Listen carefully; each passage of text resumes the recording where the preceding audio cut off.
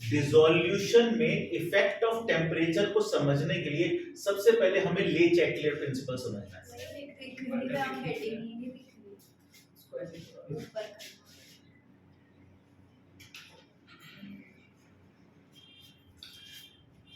Effect of temperature on dissolution of solid in liquid, इसको समझने के लिए सबसे पहले हमें क्या समझना पड़ेगा? ली चैटलियर प्रिंसिपल।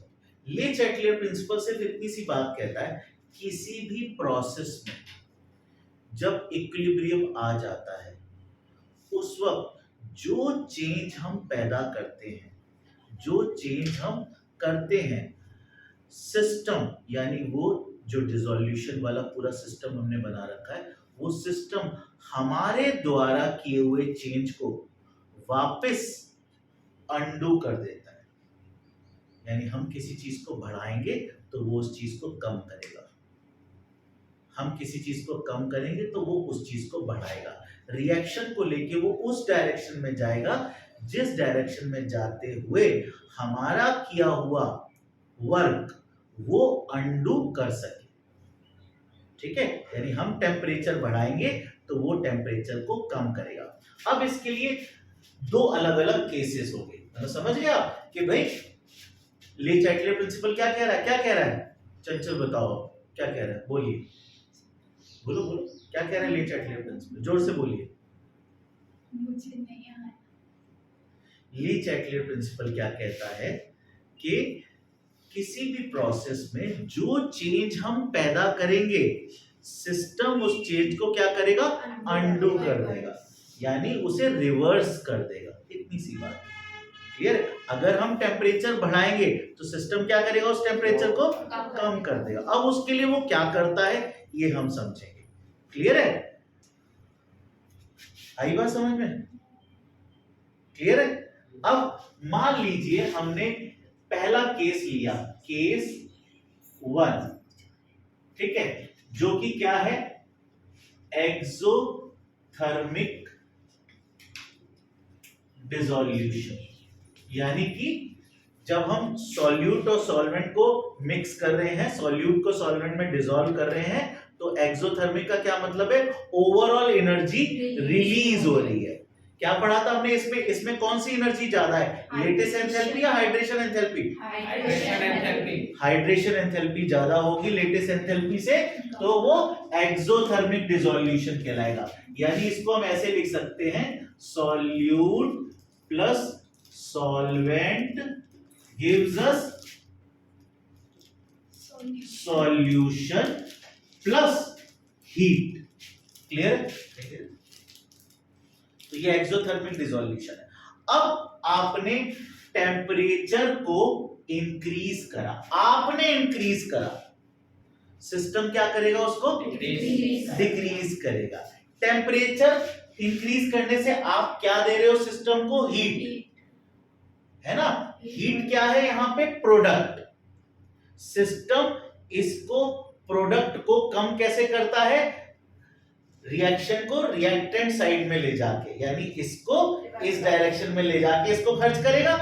आपने टेम्परेचर दिया, हीट बढ़ाई, सिस्टम क्या करेगा? हीट को कम करेगा। हीट को कम करने के लिए जो कि प्रोडक्ट है, रिएक्शन को किस डायरेक्शन में जाना पड़ेगा? किस डायरेक्शन में? बैकवर्ड डायरेक्शन में। यानी सॉल्यूशन को टूटना पड़ेगा सॉल्वेंट और सॉल्यूट में। सॉल्यूशन जब सॉल्यूट और सॉल्वेंट में टूटता है तो उसका मतलब होता है डिसोल्यूशन कम हो जाना, सॉल्युबिलिटी का कम हो जाना। ठीक है ना? आ गई बात समझ में? यानी जब आप टेम्परेचर को बढ़ाते हो तो यानी आप हीट को बढ़ा रहे हो। आप हीट को बढ़ा रहे हो, सिस्टम हीट को कम करेगा। सिस्टम हीट को कम कैसे करेगा? हीट प्रोडक्ट साइड पे है, रिएक्शन को, प्रोसेस को इस डायरेक्शन में लेके जाएगा, बैकवर्ड डायरेक्शन में। बैकवर्ड डायरेक्शन का मतलब क्या है? सॉल्यूशन टूट रहा है सॉल्यूट और सॉल्वेंट में, यानी सॉल्युबिलिटी कम हो रही है। क्लियर है?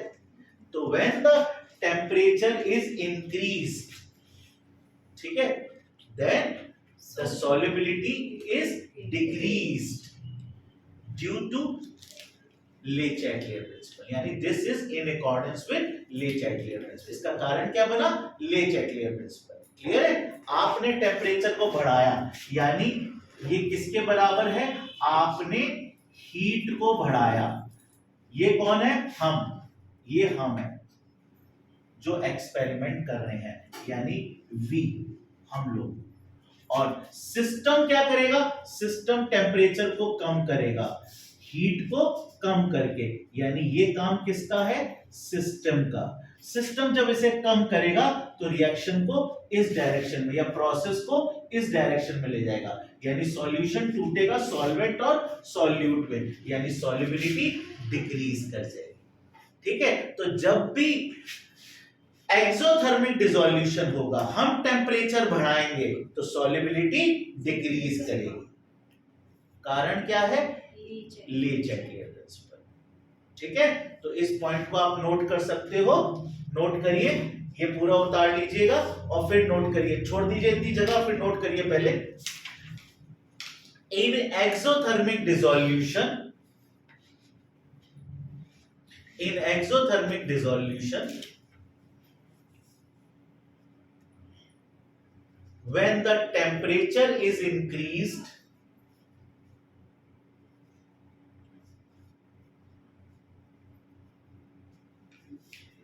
the solubility decreases.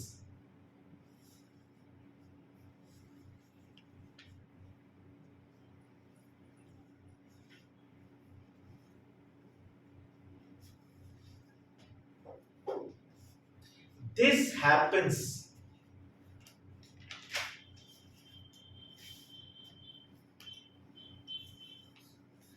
happens in accordance with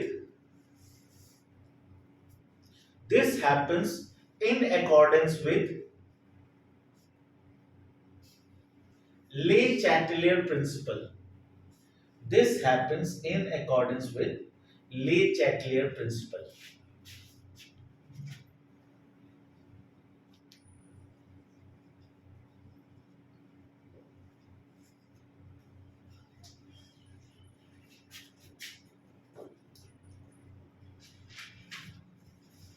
temperature में और सॉल्युबिलिटी में इनवर्स रिलेशन हो गया। एक सेकंड।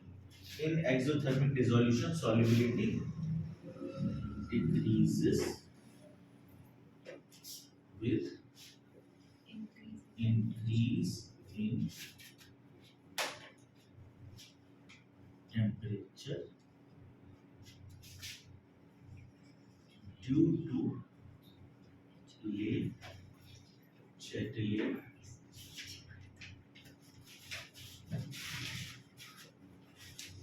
principle।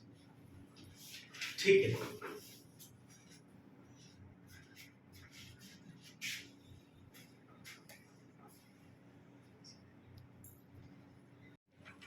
अब हम केस पढ़ेंगे, सेकंड केस एंडोथर्मिक डिसोल्यूशन का। एंडोथर्मिक डिसोल्यूशन मतलब जब सॉल्यूट और सॉल्वेंट को मिक्स किया गया तो सॉल्यूशन बनाने के लिए हीट रिएक्टेंट साइड पे रखी, यानी हीट एक रिएक्टेंट है उस केस में, यानी हीट की जरूरत होगी, हीट एब्जॉर्ब होगी, तब जाके सॉल्यूशन बनेगा। अब उस केस में क्या होगा? अगर हम टेम्परेचर को इंक्रीज करते हैं तो ले चैटलियर प्रिंसिपल के अकॉर्डिंग सिस्टम टेम्परेचर को डिक्रीज करेगा। अगर हम टेम्परेचर को इंक्रीज करते हैं यानी हीट को इंक्रीज करते हैं, सिस्टम उस हीट को डिक्रीज करेगा। अब हीट रिएक्टेंट साइड पे, रिएक्टेंट को जब डिक्रीज करना होगा तो वो किस में बदलेगा? उसे प्रोडक्ट में बदलना पड़ेगा। रिएक्टेंट कैसे कम होता है? उसे प्रोडक्ट में कन्वर्ट कर दो। तो इस केस में हम जब टेम्परेचर को डिक्रीज करेंगे, हीट को डिक्रीज करेंगे, सिस्टम हीट को क्या करेगा? इंक्रीज करेगा। इंक्रीज करेगा तो वो अपोजिट डायरेक्शन में जाएगा। अभी हम क्या करें? टेम्परेचर को इंक्रीज कर रहे हैं, यानी हीट को इंक्रीज कर रहे हैं, यानी सिस्टम क्या करेगा? हीट को डिक्रीज करेगा। हीट रिएक्टेंट साइड पे इसे डिक्रीज करोगे तो कहां जाएगी? ये बदलेगी प्रोडक्ट में, यानी रिएक्शन कहां जाएगा इस केस में? फॉरवर्ड डायरेक्शन में। यही चीज है, तो ये नोट करिए। In endothermic dissolution solubility increases with increase in temperature due to Le-Chatelier solubility increases with increase in temperature due to Le-Chatelier principle. ठीक है ना? और एक्सोथर्मिक में वो डिक्रीज करती थी, यहां इंक्रीज करेगी.